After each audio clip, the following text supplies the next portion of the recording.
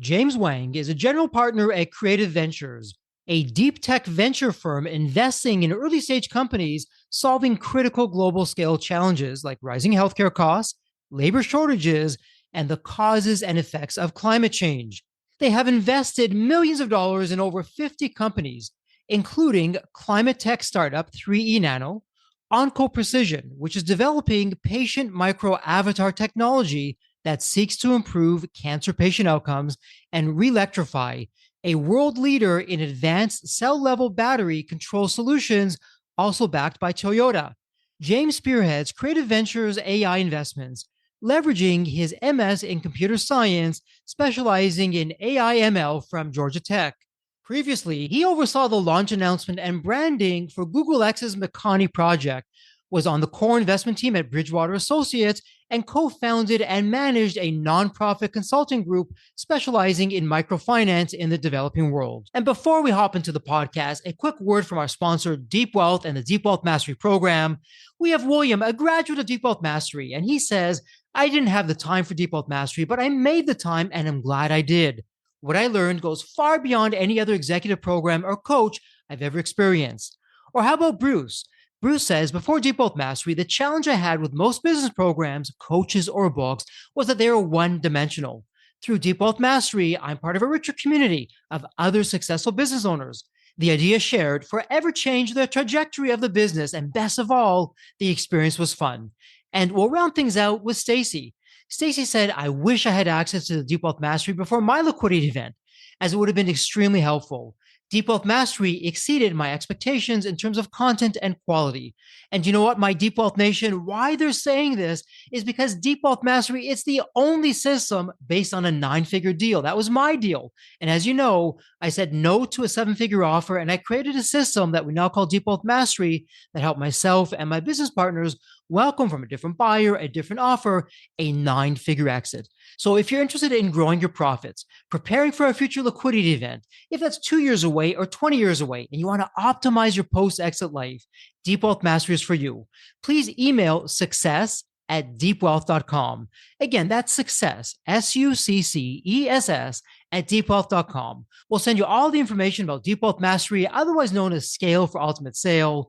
That's where you want to be. You want to be with other successful business owners, entrepreneurs, and founders just like you who are looking to create market disruptions, and they want to lock in their financial freedom and have success and fulfillment. That's the 90-day Deep Wealth Mastery program. It has your name on it. All you need to do is take the next step. Send an email to success@deepwealth.com. Deep Wealth Nation, welcome to another episode of the Deep Wealth Podcast. Well, we have an alumnus of the Deep Wealth Podcast. James Wang is back. I'll put in the show notes our very first interview, but we have a VC investor, a thought leader, an entrepreneur, and now an author, all things AI. So James, welcome back to the Deep Wealth Podcast. It's an absolute pleasure to have you with us. Why don't you share with us what's been going on since we last spoke? Because I know offline I saying, my goodness, you have been super busy, but share with us what's been going on with you. What's keeping you busy? Yeah, absolutely. And thanks for having me on again, Jeffrey. And I'm really excited to talk with the Deep Wealth Nation here again. I mean, in terms of since the last time, made more investments, of course. That's the typical thing in terms of VC. But I've been getting out there with my Substack, which I've been trying to really spend more time on just in terms of educating people on AI, giving them a better sense of what's going on. Because I think some people, and we were talking a little bit before we started recording, I think a lot of folks were having a question of, is this just hype? And I think at this point, given all the things that have occurred, many people are waking up that it's not quite hype. It is probably much more than that, and are suddenly trying to get on the train of, okay, I really need to understand what's going on. So I've been trying to do a lot of that education. I've also been, as you alluded to, writing a book. Right now, at least the tentative title with the publisher is What You Need to Know About AI, and it's coming out later in 2025, doing a pre-sale pretty soon. So really been amping up some of these activities because I think it's really important for people to understand really what this stuff can or can't do. Because at this point, with all the hype, with everything going on, there's just a lot of misleading or just frankly misinformation out there on what this stuff is. And I think it's really important for just business owners, just citizenry in general, to understand what this stuff is, what the implications are, so that we can make informed decisions on what we do going forward.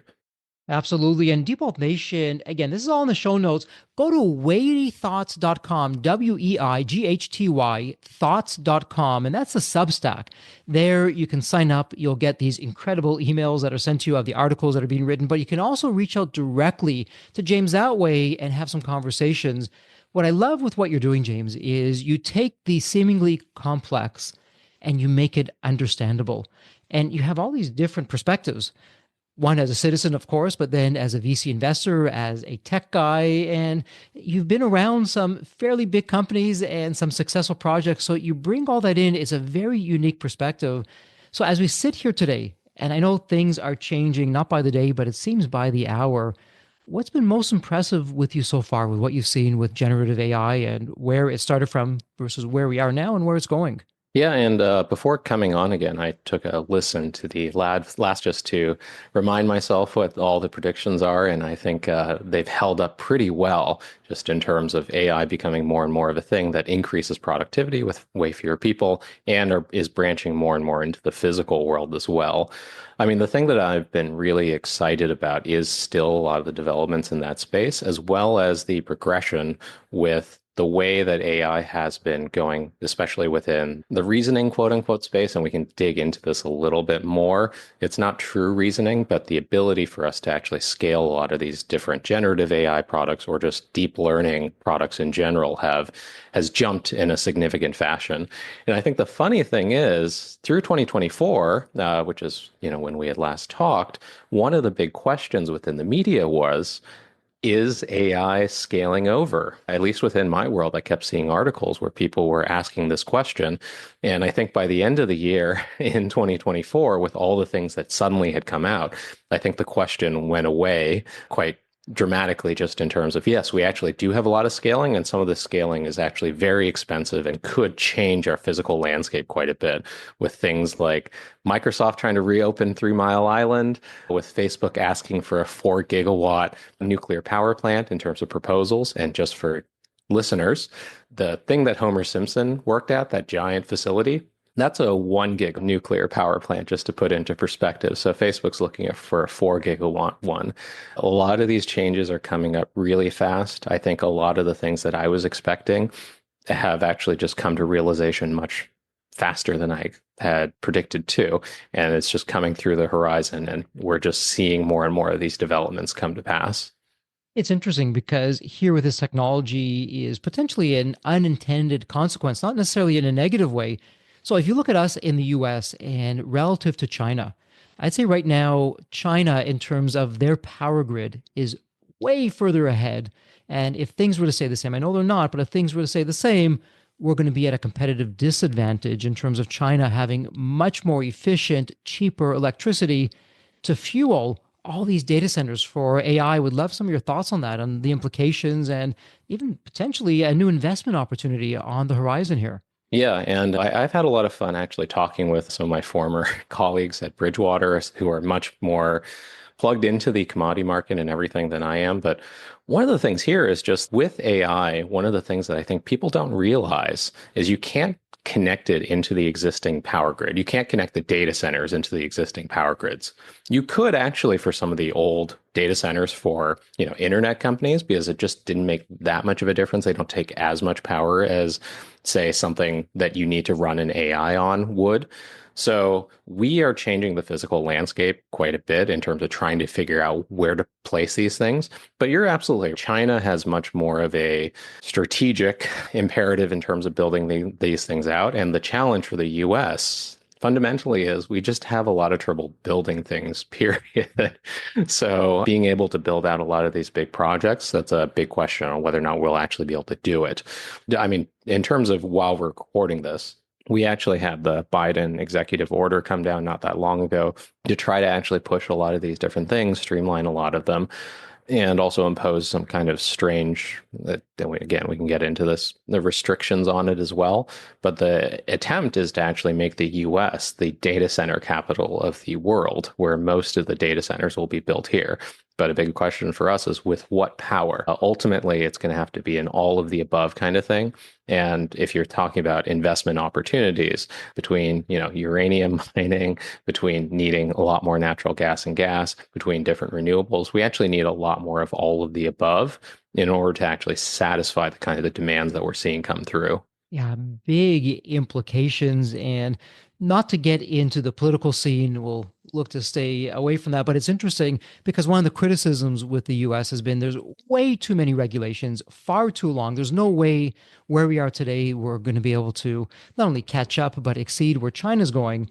Well, we've had a change in the political winds, so to speak. Now, a new administration, a new regime. We have the Doge initiative of trying to cut back wasted efforts and trying to streamline, make things faster. So it'll be interesting to see how that's going to play out in something that, as I look today, and we spoke about this in our last interview, if you go back in history, the countries that controlled the seas with their ships, they controlled the world for the next century. And in many ways, it's exactly what's going on today, except instead of the oceans, it's now with AI, and now we're talking data centers and who's going to house all that. So it's fascinating.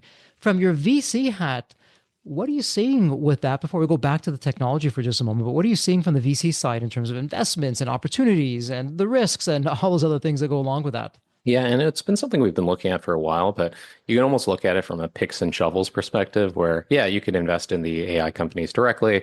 And personally, I think that a lot of the large AI companies and foundational model companies are probably going to have trouble realizing some lofty valuations that they've gotten to, which is fine. That's sort of how these tech cycles and stuff work. But if you're looking at, say, data centers and a lot of the things that need to enable these things, you have a lot of interconnects. You have a question of how do you actually handle cooling. We've seen a lot of interesting things in terms of heat batteries and even ideas around co-locating, say, steel foundries, which need a lot of heat, next to some of these data centers, which just generate that heat for free as basically waste product that you actually need to get rid of. A lot of innovative things, a lot of questions still around whether or not we're actually going to be able to build them, especially here. But there's a lot of interest, there's a lot of developments within the area, and there's a lot of need as well. Yeah, it will be very interesting to see how it plays out. I suspect fortunes to be made, fortunes to be lost, all depending on which side you end up on. But once again, it seems like we're in the very early stages of now industries to support AI, which took a while to get going, but now that it's going, we're not stopping. And I want to put something out there in terms of AI, the technology, just for the listener in the community, in the Deep Wealth Nation to begin to understand, because it's not just AI. We say AI generically, but behind the scenes, we'll have what we called closed systems and open source.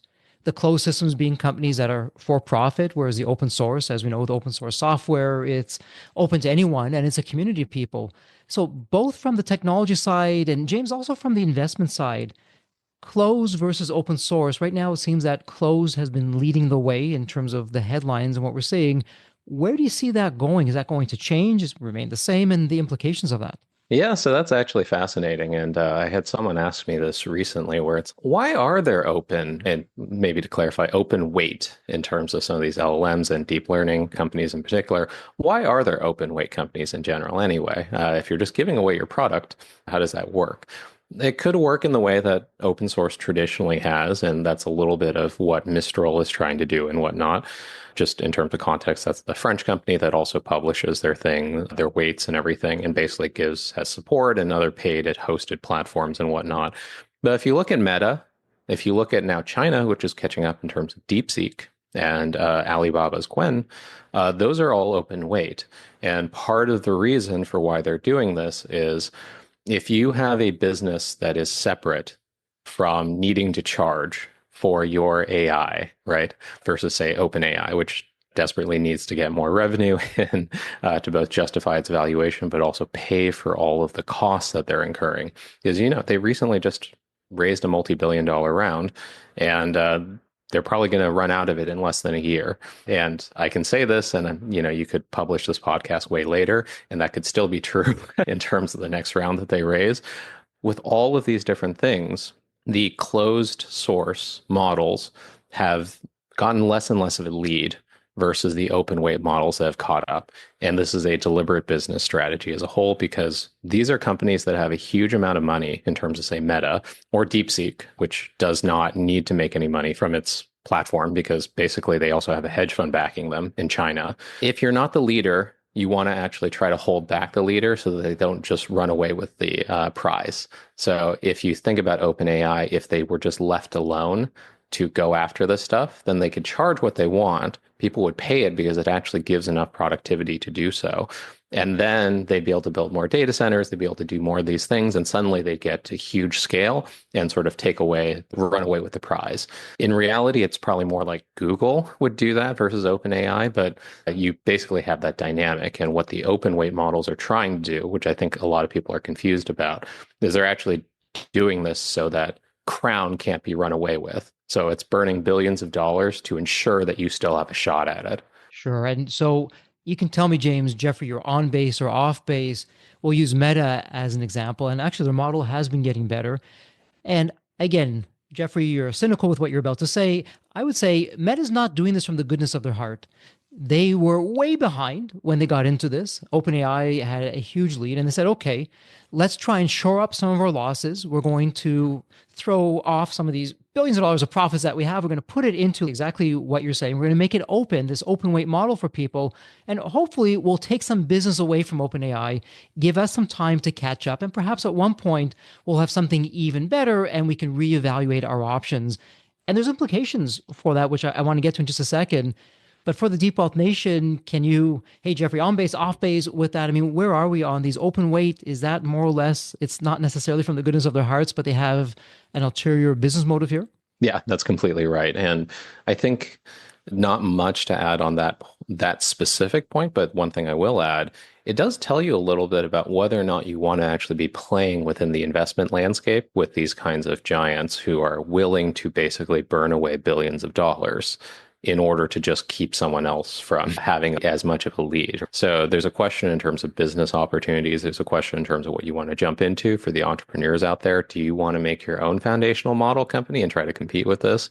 Or do you want to basically go somewhere else where you're able to take advantage of these different trends? And no matter what happens, as AI gets better, you get better and you have a bigger advantage as well. And that's just something to think about, whether you're literally looking at an AI business or if you have a more traditional or whatever business that needs to evaluate how you're actually going to incorporate this into your existing, whether it's thinking about, your manufacturing business, whether it's thinking about your SaaS business that needs to integrate these things. That's a question to ask yourself. If the AI gets better, am I in a more advantageous position or am I in a worse one? And one thing here is you want to position yourself on the side of being in a more advantageous position. Because I was also talking with an ex-colleague from Bridgewater, trades public markets and other things. And one of his ideas was that, during these big transition periods in history, what you see is actually, stock markets do well, but there's a big bifurcation.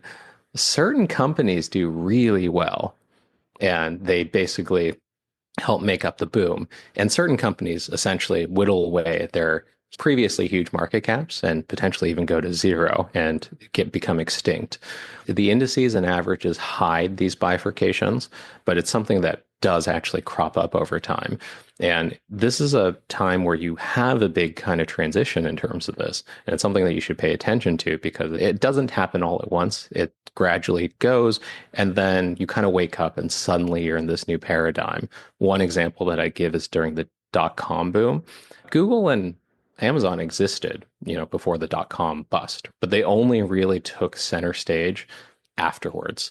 And early on during the internet era, all the newspapers were like, this is great. With the internet, we now have readers from anywhere in the world. We're going to be in a great position and our businesses are going to thrive. And instead, what you saw is after the internet bust, and then after the Googles and Facebooks and whatnot rose up, that ad revenue got sucked away and their businesses then the newspaper businesses and traditional media businesses were destroyed.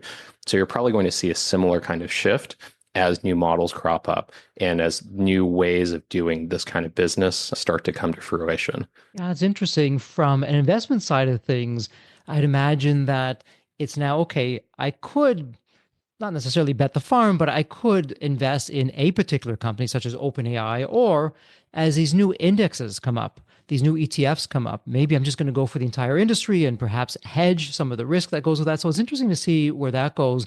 But from the business world perspective, when we look at closed source versus open weight, James, I would love your thoughts on one of the things you hear a lot out there for businesses that have proprietary data and information. And hey, who doesn't have that? Hey, I don't want to put that out there for OpenAI to learn all of my secrets. It's going to be used by who knows who and accessible by whomever, whenever, that I can't really do that. And for the closed weight, well, maybe that's an option. I can now bring that in house. I'm the only one that's accessing it and no one else is going to see it. Thoughts on that and how that's going to play out in the business world? Yeah, and there's a few points to sort of tease out there because you can have a, for example, enterprise contract with one of these closed weight model companies and basically have them host a certain thing for you. You could also yourself self-host a open weight model internally, and that would be the most secure. Your data never leaves your possession. You can always have it within your particular company. And OpenAI does technically say that they don't train on the data that people put into it, but it's always hard to say. And with companies like DeepSeek, the Chinese model company that I mentioned, they explicitly say, yeah, we basically take all of it and train on it. So anything you put in there that you're not hosting yourself is definitely taken and used. So it's really something to think deeply about because one of the distinctions that you will have over time, and I mentioned open weight and closed source models have been getting closer and closer. The reasoning models, I think, are a little bit different in terms of the dimension that they operate on, but just putting that one aside, they've been getting closer and closer. In a way, for your business application, it could be just fine to use one of these open weight models, handle it yourself, and be able to run it. NVIDIA even had come out with their some of their new products that are essentially designed for either businesses or even home users to do that. And you can protect yourself that way. Because one of the old data is the new oil was a big like saying or whatever at some point or another. But it is actually kind of true in this case. If you think about all the models, ultimately, my reason for why I say I don't know how well OpenAI or whatever will be able to realize its valuation and everything, it's because many of the models are interchangeable. The existing data that they trained on were the corpus of the internet. All of them had access to the same thing. All of them did the same thing. It's the same models. It's the same data. It's all of the, and they have all have massive compute resources. So what's going to differentiate things going down the line? It's going to be if you have different data and you have different data that matters for your specific industry and you're able to keep that in a proprietary way. Yeah, it's huge. And again, Deep Wealth Nation, what I love about what James is doing, and again, go to the weightythoughts.com, sign up. You'll also get updates about his upcoming book, What You Need to Know About AI. These are decisions, these are enterprise decisions, business level decisions that can really positively or negatively impact our business. So, as an example, if I don't know what's really going on and I'm okay, yeah, whatever, we'll just put our information out there on an AI system and it's closed source. Well, maybe they're looking at it. Or, you know what? I want to do an open weight. It's pretty good. Maybe it'll be even better at one point, but it's good enough for today that we're not going to have a risk of having our information out there. Would you have known that? And this is what I love about what you're doing, James. You're bringing these issues to the forefront of what the typical entrepreneur, business owner, founder may not have ever thought about, particularly if they're not in technology. Would love some more of your thoughts on that in terms of what you're bringing out to us in the book. Yeah, totally. And in the book, I do go through specifically mental models and ways of understanding the history of where all this stuff came from, understanding some of the technical guts, but not in a super technical way. It's basically trying to walk you through and build intuition on what these things can or can't do. Because one of the ways that I've described many of these models is they are glorified autocompletes. Sounds like it diminishes what they do, but it is actually a pretty useful mental model for what this can or can't do. If you have a really, really smart autocomplete, you can actually write an essay with the thing. It could actually give you really good suggestions. Is it ever going to write anything completely novel and creative for you, though? No. If you take your phone and keep pressing space or whatever it is to keep auto-completing, it's never going to get there. But why? A lot of the mental models that I try to help folks understand and build is around that. How do these models actually specifically work under the hood? Again, I don't go through the math, I don't go through all these things, but one thing that's really important is that with all of this hype and with all of these things that people are saying about what AI can or can't do, what can it actually do? And what can't it actually do? And what is it actually really, really good at? And what is it bad at? For example, just talking about something important to understand for business owners, there's been multiple cases where people have done court cases, lawyers have done court cases, or expert witnesses have done court cases and used ChatGPT to write it. ChatGPT has made up court cases. There have been lawyers that have been getting into trouble. One of the funniest, most ironic, it shouldn't have happened, but there was a misinformation expert from Stanford who was giving testimony on how ChatGPT and these other models could potentially have misinformation or not as an expert witness. They found that some of the data and some of the cases were made up in his testimony because he himself had used ChatGPT and it's almost like direct irony. Specific things like this don't work because ultimately, again, they're fancy autocompletes. They make things that sound like they are real conversations or whatnot, but that's because they're drawing from a statistical distribution. If you're asking it, was George Washington born? Most websites probably say the same thing, so you're probably okay there. But if you're asking it to do a specific thing for you with specific facts and knowledge that is needed, you're going to get into trouble. And I don't think people really make the distinction between these things. It's important. And so, on that, let me ask, and perhaps we can differentiate. You hear a lot about an AI model having a hallucination, and perhaps you can explain that to the audience what a hallucination is. With the court cases, though, was it a hallucination or it just simply made it up because it thought, well, this is really what's being asked of me, so I'm just going to put it out there in your autocomplete example, which I love that analogy. Yeah, it's an extensive section in the book. And my way of describing it is everything is hallucination, actually. And the reason why I put it this way is if you contrast this with the AI that came before, why did AI in the 80s and 90s fail? And it's important to have this kind of historical context. It failed because it was never flexible enough. Like the expert systems at the time were very rigid in terms of the rules and everything that's required. And if you think about the real world, it's just too messy. You can't have a perfect logical proof to get to the right business decision, to get to the right diagnosis for everything that you do. That's why they failed. That takes us to today. Why are these models so powerful and so useful? That's because they generalize really well. And their way that they do that is they actually don't know anything. And the thing is, they have no true knowledge embedded in them. And when they actually do, that's actually considered a mistake. So if you're able to, for example, accidentally extract someone's phone number from ChatGPT or something, that is a mistake. Something wasn't trained right in terms of it. The way that these models work and why they're generalizable is something called the information bottleneck principle. I go through this more extensively in the book, but the idea is just learn everything and then forget all the specifics. It's like two different students. One student is a book memorizer and has memorized every single fact in the textbook and answers things that way. And then you have another student who doesn't remember a single fact, a single year, whatever, but just knows the general outlines and the general principles. The LLMs are more like that. And if you think about a lot of life, that's actually super useful. That's how actually most human beings are. We don't sit around and perfectly calculate things and perfectly memorize everything.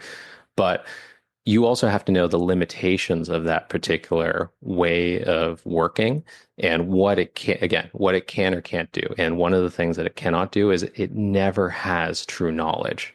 The only reason why a lot of the questions that you throw into it, and I know a lot of people who now use it as Google essentially, where they just ask ChatGPT, what's the answer to this question? The only reason why those come out correct is mostly you're asking a fairly general question that most people have said the same things about, and thus it's the center of the statistical distribution. If you start to move out into more specifics where precision is important, it will completely fall apart because it does not actually have any true knowledge inside of it. And it's so interesting. And James, so you've been walking us through, so you've explained to us the difference between a closed source versus an open weight model and the business implications about that. And now you're sharing with us that really all AI, it's an hallucination. It's just to what degree of a hallucination, and just be very careful what it prescribes versus what you take face value and potentially execute on.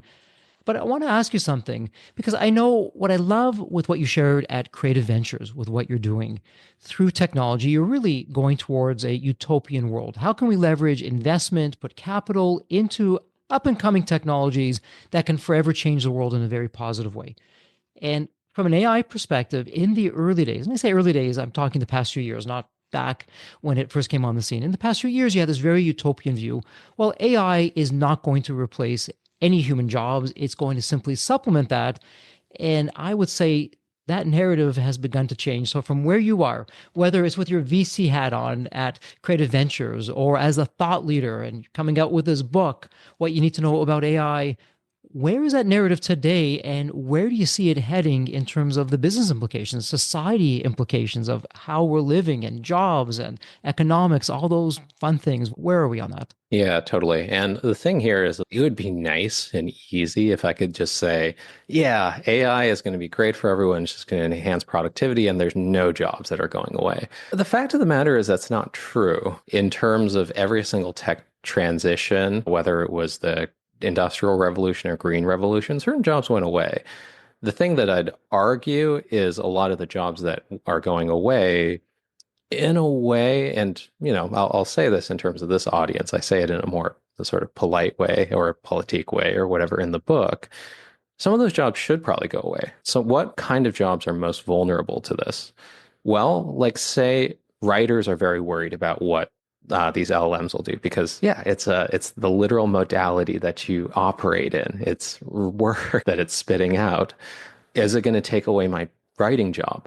Well, if your writing job is something that, again, if mental sort of intuition here, hitting the center of the distribution and doesn't actually require anything that reaches out in terms of creativity or precision, like an article mill. Like if you write for one of these like Cosmo, Glamour, whatever it is, and you write like 10 best things for summer or something like that, that job's probably going away because there's nothing inherent in terms of deep creativity or whatnot in there. If you're writing something again with more precision, with more creativity, with like reaching out in terms of it, that is actually something that the AI can't do because inherently you are working with a statistical model. It's going to try to pull things from the center of the distribution. Inherently, it lacks creativity.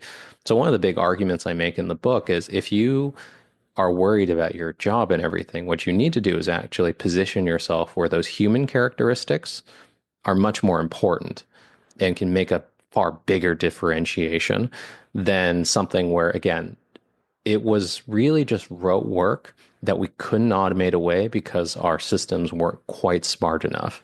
Now that's not an issue anymore with some of the AI technologies that are coming up. What AI technologies can't do is they can't add the human touch.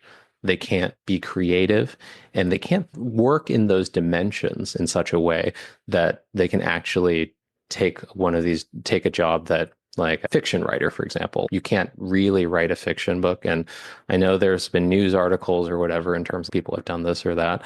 But in terms of true creativity, true humanness for these things, those are still very, very safe because fundamentally these models don't do that. And we don't know how to get to that kind of human nature kind of thing quite yet. James, what's interesting with what you're saying, if we took an entrepreneurial view on that, it really isn't much different because in the entrepreneurial world, you better keep on changing to where the world is going. Otherwise, not AI, but your competition is going to come along and erase you from the map. So you better keep on finding new problems to solve, be world class at it.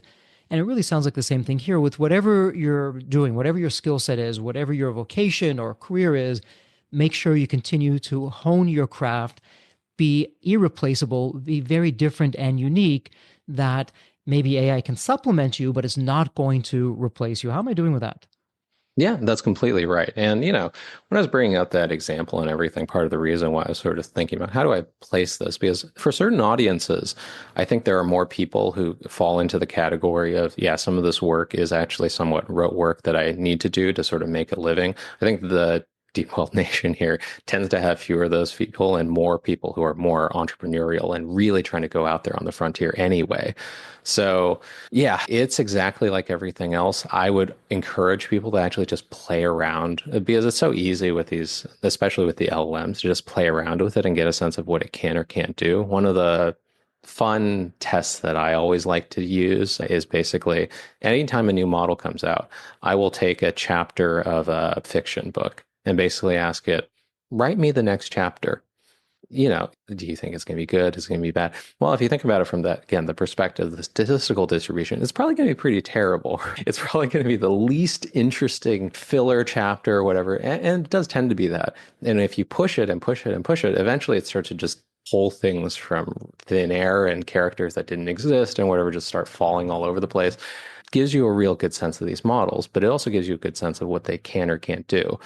It's kind of like the internet era where, if you're thinking about doing an entrepreneurial business or whatever and launching and things, the internet changed a lot of things and it actually just made it easier for entrepreneurs who have a really great idea and something that they really want to get out there to get out there more easily. Because people can find you on the internet in terms of marketing, but also for distributing some of these things. You don't need to send people CDs anymore or floppy disks. It's a similar kind of thing here where play around with the AI stuff. If you're talking about certain products that need to be coded or whatever, the AI can actually help you move forward on that much faster. That is actually one of the areas, because coding is words and everything, that it can move you forward really quickly. It can't help you necessarily if you know nothing about it, but in terms of creativity and everything and being able to come up with the idea, it can't help you there. But if you know already where you're going, it can just get you there that much faster, just like the internet couldn't come up with a idea for you. But what it could do is it basically help you accelerate an idea that you already have and make it easier to get to market. And so let me ask you, with what you're seeing right now with the generative AI, where it is now, but also where it's heading. One of the things that I've heard bantered around is the ability for it to pick up the phone, speak with a human, answer, let's call it level one or tier one technical support or customer service or booking a reservation. And I've had some demos of these and they're actually pretty good. Hey, Jeffrey, how can I help you today? Well, I Totally. want to book this or I want to do that. And it answers those kinds of things. And so where that narrative goes is that is maybe not perfect, but it's getting there. That at one point, not so much in the US, if you look to non-US countries, primarily English speaking, where you have those call centers, they're going to be decimated. That AI will replace that and those people will be out of work and they'll have to find other kinds of things. So it's not a doomsday per se, but it's not a positive one either. How close are we to that? And is that where we're heading? What are your thoughts? Very close. I mean, in fact, we're probably there. And I have actually been seeing some of this. Certain types of jobs will be eliminated. And to be honest, some of these call centers and some of these support centers already are so scripted that essentially there's no creativity or human touch to it whatsoever anyway. Those especially will be very easily replaced. In fact, you can probably replace them more and have a better experience from AI chat than some of the humans that are just forced to follow some of these scripts anyway. And it's the same thing actually with some of these coding farms and whatnot that you have in some of these English speaking or historically English speaking countries in the developing world. If you need fewer programmers, but you just need a few that really know what they're doing and they can basically very quickly leverage AI to get out the kind of rote cruft code that they need to write or whatever, suddenly you don't need a ton of these very junior kind of programmers that just are churning out rote boilerplate. A lot of these kinds of jobs are probably going to go away because ultimately they never really had that much human requirement to begin with. It was just that we didn't have automation that could handle even the slightest bit of variation. Now that it can handle the slightest bit of variation, if you look at it, it was never actually that human to begin with. Again, if you're talking about these customer service things, I'm sure all of your listeners have had the experience of, oh my God, I'm talking with a human, I think. But can I even get it? Can I get a little bit of human? Can I get something out of this person who's just telling me the same answer over and over again? Yeah, totally. Those are already not very human, and it's completely possible to completely automate them already. Oh, absolutely. I mean, my own data point of one, when I'm dealing with some of these call centers, it's not the best experience because it's scripted. And at the end, they're taking longer than the actual call. If you liked what I did, maybe you can answer a survey. And how did Right. I do? Do you have any more questions? I'm really here to help you. And on they go with that.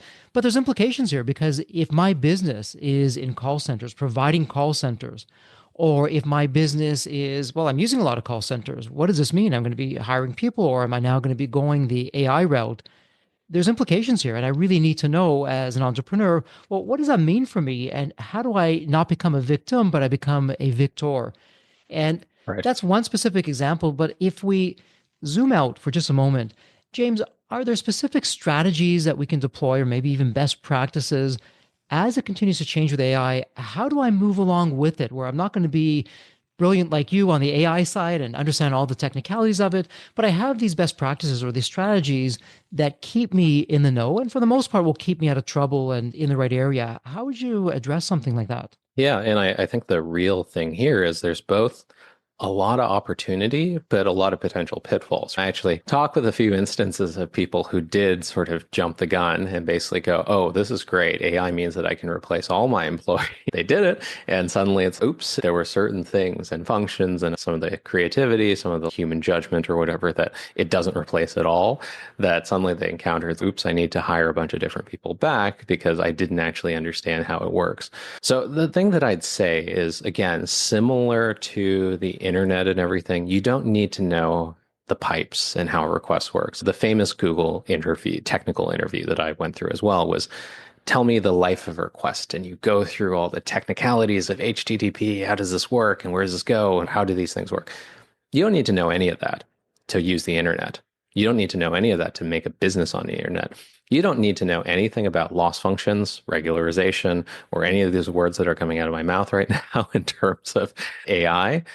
But you do need to know where their limits are and where they can actually be enhancing and what they can do. For example, if we're talking about, again, the call center thing, you may not actually want to be a call center that dismisses everyone and just tries to buy some of these AI, because guess what? If you think about it a few levels deeper, I am relying on someone else's API to do this thing that now everyone else also has access to. If it is actually true that I could literally plug in an AI thing and basically get rid of everything and I'm just charging for that, what's stopping the customer from doing that? What's stopping OpenAI from coming out with a service itself, maybe even using your data as you go along to replace you as a middleman in terms of providing this if all you're doing is wrapping up your thing with one of these models?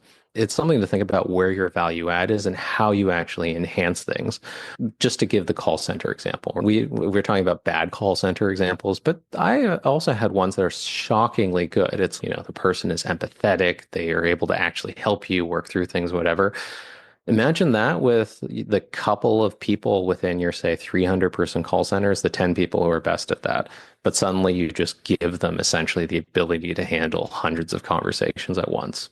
That's actually quite an interesting thing. Your distinction is not the model necessarily. The model getting better is just even better for you because maybe it just enhances and increases the number of conversations they can take on. The distinction is the level of care and service that your people have, that you are retaining, that you're able to pay more, that you're able to do these things. It's a way of thinking about it, and it's basically going through those steps of knowing what are the limits of these things and also being careful about I'm not just wrapping someone else's product and calling it my own, and thus not actually providing any value other than being a middle layer, which I think a lot of companies are at risk of right now. And some of them are actually falling into this trap very quickly. And James, so what you're talking about is actually really important. And let me ask you this, back in your days at Google X, and even to perhaps a lesser degree at Bridgewater Associates. I mean, two sterling companies. We know about them. They're doing some incredible things. To your point of not being another Me Too and just wrapping yourself around what's already out there, if you look to Google X, now most businesses aren't going to have both the thought power and the capital that they have.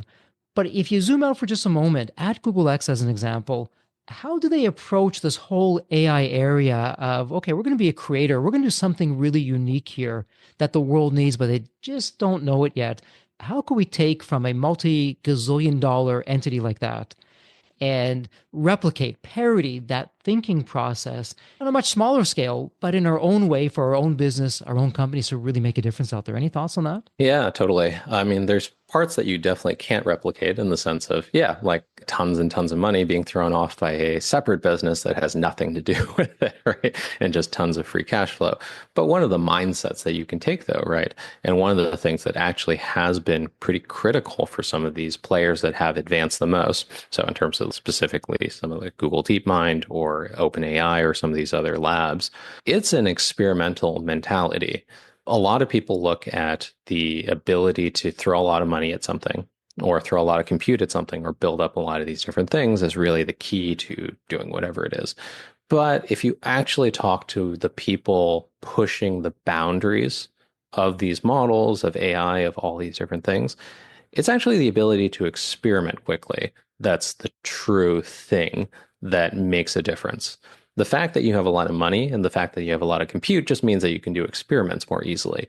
That's the actual thing that really distinguishes these labs and everything from everyone else. If you in your own business are able to take some of that encapsulation, maybe you can't throw billions at the experiments and have it just go bad and not care or something. But you can take that mentality and go, I'm going to do a lot of small experiments to see whether or not this makes sense and works.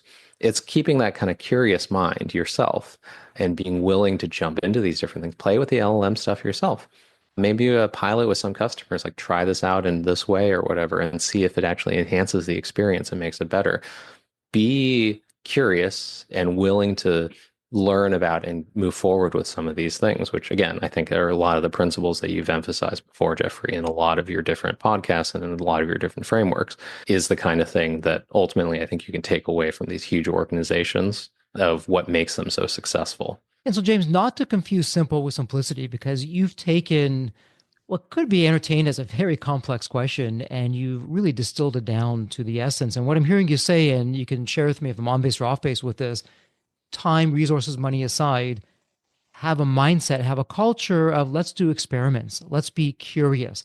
Let's give our team members some time off where they can just think about whatever they want to do, even if it's outside of their day in, day out areas, to see where it goes. And I would also suspect, as a company, as a leader, I would need to have the patience and the understanding that, hey, you know what? 9 of these 10 experiments are going to fail, but I just need one to work. And that's my ROI for everything else. Thoughts about that?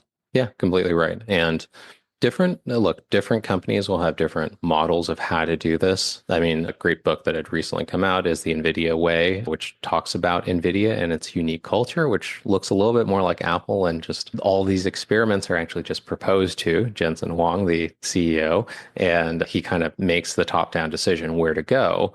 But, it's still a culture where everyone is willing to bring this stuff up, even if it boils up to a single decision maker that then goes forward or not. Key here is the open-mindedness of that decision maker, even from a very top-down perspective, of being willing to entertain and do those things and always being willing to sort of seize the next opportunity. And again, different cultures. If you have a much more dispersed one, a much flatter organization from the perspective of innovation comes from all over the place, that's great too. And being open and willing to do that also will generate a lot of value. So you can take different modes to it because I know different businesses actually do have different kinds of, whether it's command or control or more dispersed models that work. Yeah, that is very interesting. And you know what? That could be not just an episode, a whole other series on NVIDIA and how they've really championed AI with their chips. And are they going to be able to continue that lead or not? That's a whole other topic, whole other discussion. But it is interesting. But just to double click on that point, using an old internet analogy now, Sure. or an old computer analogy now, just to double click on that. If you read in the book that Jensen Huang basically saw some of this deep learning stuff starting to come up and go, hey, I want a lot of resources thrown at this, and I want to see what happens in terms of it. And this has happened plenty of times, and some of these things don't come up with any sort of value or whatever. But he basically said, no, I'm going to actually throw a lot of resources at this because I heard about it. I think it's really interesting. So other people have mentioned it, and we're going to take that bet. We're going to make this experiment, and if it works, then great. And as it turns out, it worked and has made NVIDIA very much one of the most valuable companies in the world. And yeah, it's that kind of mentality that generates that kind of value. It's interesting. I mean, in many ways, with what they do, they've created the industry. And now you see other companies that are trying to emulate that. And can they do it? Will they do it? As always, time will tell on that. But it's interesting. But to your point, they took experiments, they took the risk. And in their case, anyways, it paid off. Fascinating. Well, before we go into wrap up mode, and my goodness, James, I could go in so many different directions of questions that I didn't have a chance to ask, would have loved to. But let's focus on your book for just a moment. So, what you need to know about AI. in terms of big picture wise, if you will, if I can use a fancy word, the gestalt of the book, when you zoom back out, as it would pertain to an entrepreneur, business owner, what can you share with us of ways that it's going to benefit us? And by the way, Deep Wealth Nation, in the show notes, go there, click on the links. You'll sign up for the Substack. You'll be automatically getting updates on that. You'll learn all about through the weighty thoughts, James's book and what's going on with that. But what would you want us to know with what's upcoming in that book that can really help us as an entrepreneur, as a business owner, founder? There's all these different things that people talk about AI, but at the end of the day, what you need is knowledge. And not knowledge about, okay, here's how I set up a home server and do this thing. Here, not knowledge about how do I train my own or whatever, but knowledge about from a conceptual level, what is this thing actually and what can it do and not do? Because you as a business owner need to make these kinds of high level decisions and really understand, hey, what's around the corner? What kind of experiments should I do, to going back to that point? How should I actually run my business and think about future proofing things and try to go for?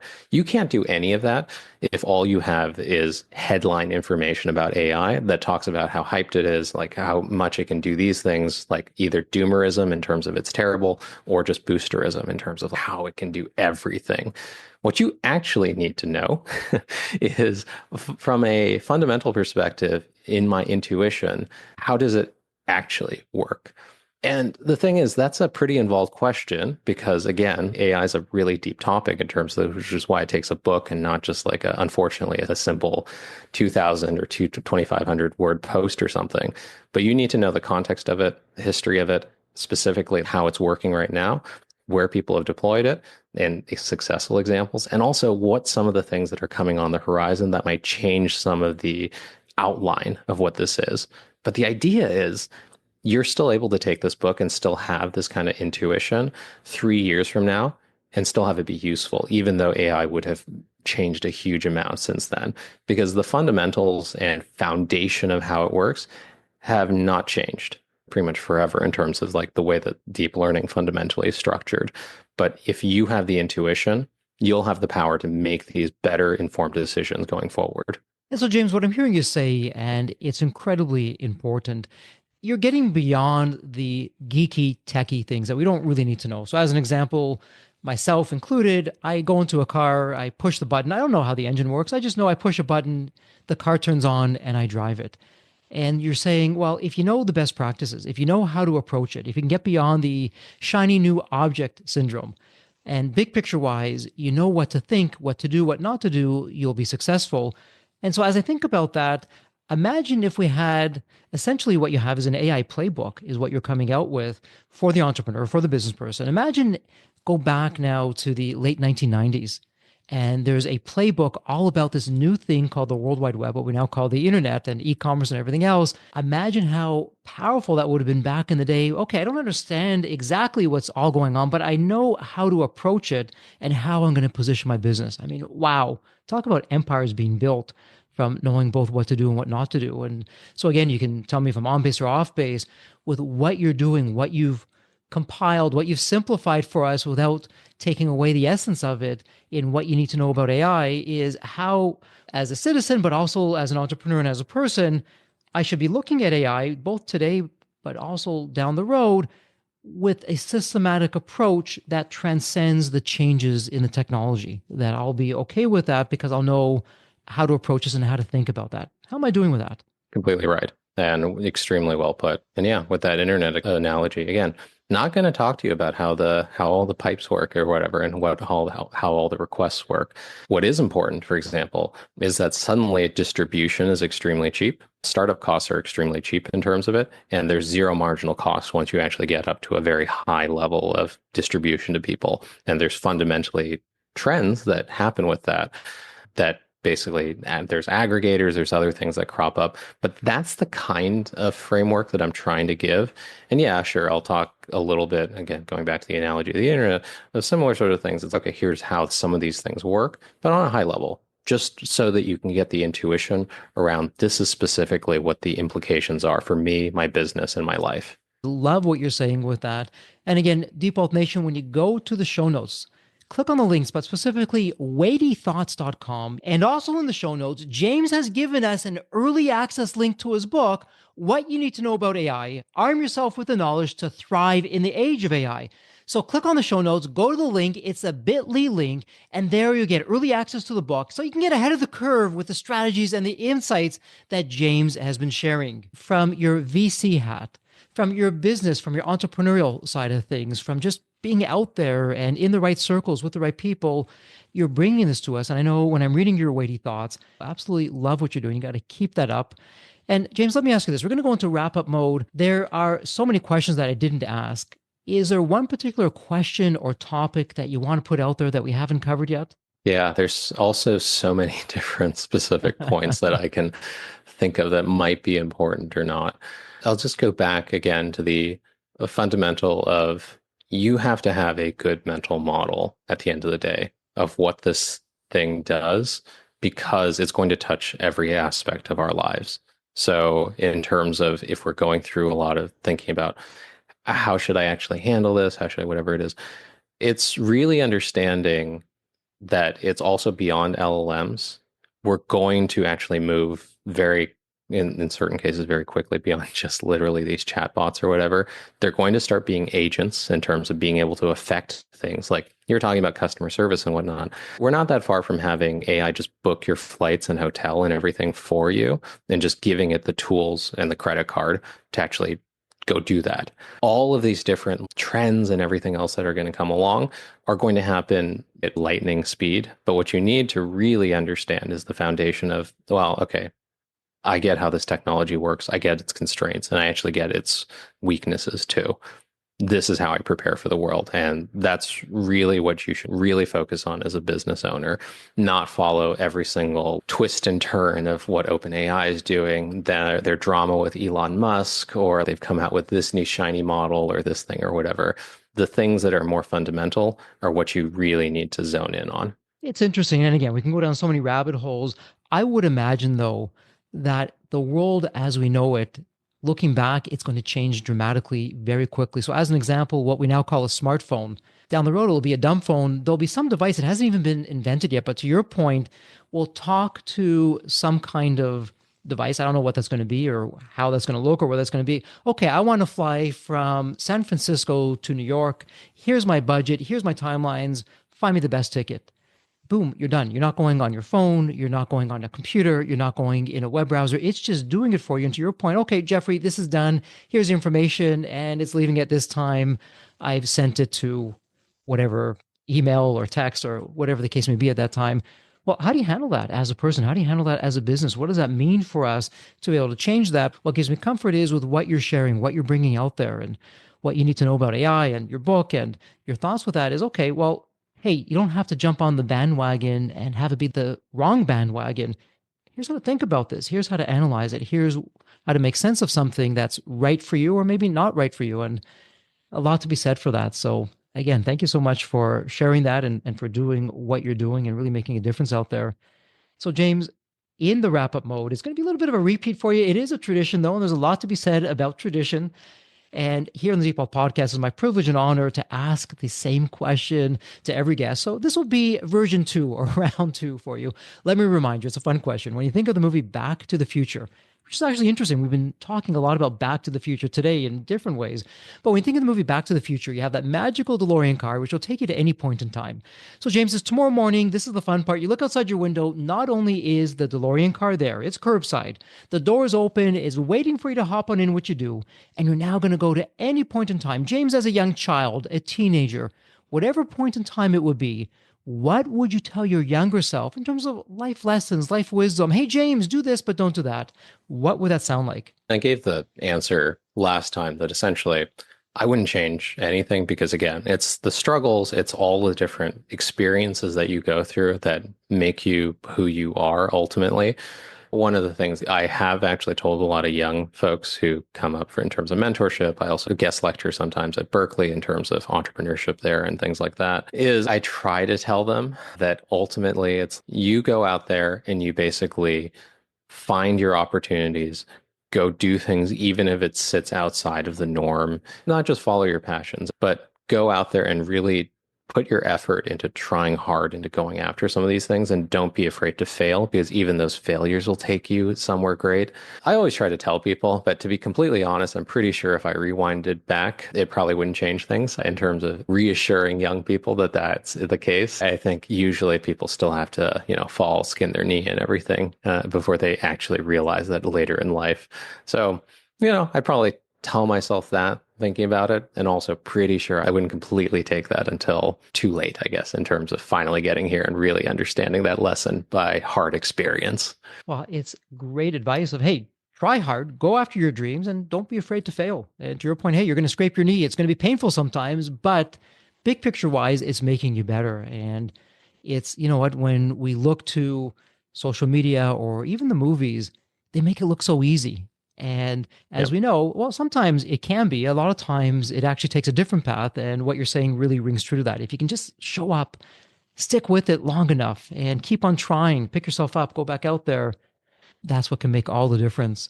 And so, James, I know for Deep Wealth Nation, if they'd like to speak with you, they want to have a conversation, maybe they even have some ideas for you to look into or research for them, or maybe even for their companies, there's some kind of synergies that's there. weightythoughts.com is the best place to reach you, correct? Yes, and there's a DM function on Substack once you subscribe and everything. I've usually found that to be the easiest because at this point, email is so saturated, so much stuff that comes through. Technically, I'm on X as A James Wang as well as Blue Sky and whatnot, but those are also pretty saturated channels. Substack is probably actually the best way at this point to DM and have a conversation. So there you have it, Deep Wealth Nation. Weighty Thoughts. Again, WEIGHTY thoughts, THOUGHTS.com. That's your golden door to get through to James, have those conversations with them, ask him some questions, get some insights, actually get ahead of the curve. And with that said, James, it's official. Congratulations. This is a wrap. And as we love to say here at Deep Wealth, may you continue to thrive and prosper while you remain healthy and safe. Thank you so much. Thanks so much, Jeffrey. I'm glad to be back and talking with the Deep Wealth Nation again. So there you have it, Deep Wealth Nation. What did you think? So with all that said, and as we wrap it up, I have another question for you. Actually, it's more of a personal favor. Did you find this episode helpful? Have you found other episodes of the Deep Wealth Podcast empowering and a game changer for your journey? And if you said yes, and I really hope you did, I have a small but really meaningful way that you can actually help us out and keep these episodes coming to you. Are you ready for it? The dramatic pause. I'll just wait a moment. Drum roll, please. Subscribe. Please subscribe to the Deep Wealth Podcast on your favorite podcast channel. When you subscribe to the Deep Wealth Podcast, you're saving yourself time. Every episode automatically comes to you. And I want you to know that we meticulously craft every one of our episodes to have impactful strategies, stories, expert insights that are designed to help you grow your profits, increase the value of your business, and yes, even optimize your post-exit life and your life right now, whatever you want that to look like. And every time you subscribe and a fellow entrepreneur subscribe, it's a testament to how together, yes, we are changing the social fabric of society. One business owner at a time, one liquidity event at a time.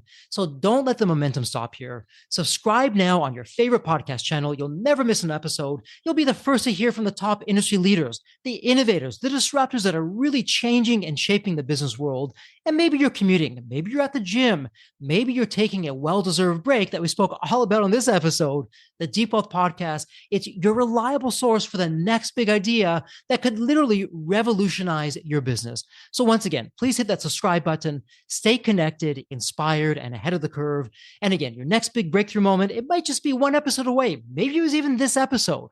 So all that said, thank you so much for listening. And remember, your wealth isn't just about the money in the bank. It's about the depth of your journey and the impact that you're creating. So let's continue this journey together. And from the bottom of my heart, thank you so much for listening to this episode. And as we love to say here at Deep Wealth, may you continue to thrive and prosper while you remain healthy and safe.